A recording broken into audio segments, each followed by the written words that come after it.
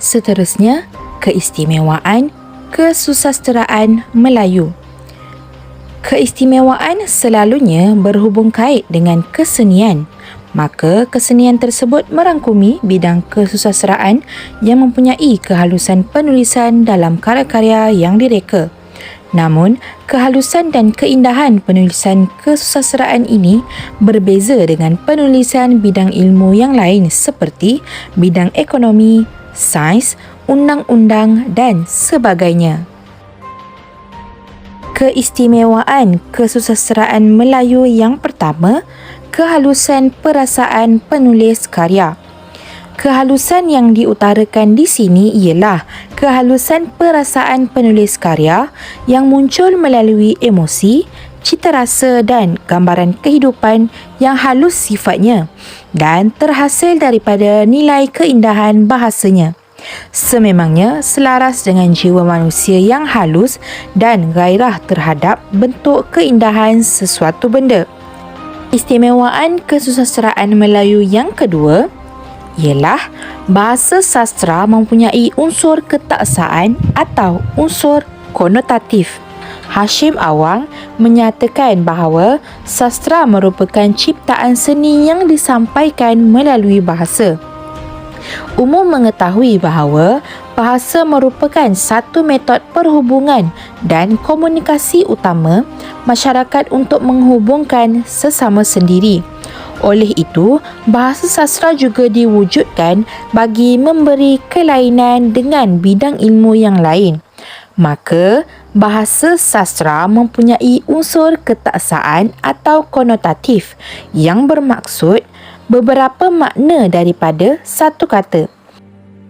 Selain itu, terdapat keistimewaan yang lain ada pada bidang sastra seperti mempunyai organisasinya yang tersendiri dan jelas berbanding karya yang lain yang menggunakan bahasa sebagai medium utamanya sahaja. Namun, dalam karya sastra seperti puisi, selain bahasa, terdapat unsur imej dan bunyi yang menyumbang kepada pembentukan makna dalam organisasi yang lebih besar. Samalah seperti sebuah epik yang mempunyai unsur motif dan tema, watak perwatakan yang memberi nilai intrinsik kepada epik tersebut. Karya epik ini juga berjaya membantu para sejarawan untuk membongkar sistem sosial sebuah tamadun.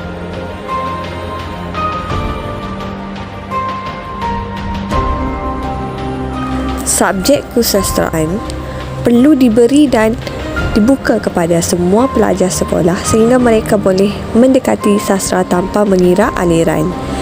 Subjek kesusasteraan hendaklah dipersembahkan dengan gaya yang baharu yang memberi penekanan kepada kaedah pendekatan yang tidak membosankan pelajar. Dalam konteks sekolah pula, subjek kesusasteraan hendaklah dipelajari oleh pelajar dari pelbagai kaum. Manakala teks pilihan sastra perlulah yang bersesuaian dengan usia dan tahap pemikiran pelajar itu sendiri. Seterusnya adalah sekolah di seluruh negara perlu menyahut seruan membuka seluas-luasnya kelas sastra di sekolah supaya dapat melahirkan pelajar yang kreatif dan berbakat. Contohnya, pelancaran karya kreatif perlu dibuat di sekolah yang mendidik pengarangnya kelihatan menarik demi menghidupkan sastra di sekolah. Perjuangan pecinta kesusasteraan tidak boleh terhenti. Selain itu, hambatan karya sastra dalam konteks dunia pendidikan dan persekolahan, kita perlu memberi perhatian kepada suara dan keluhan sastrawan negara.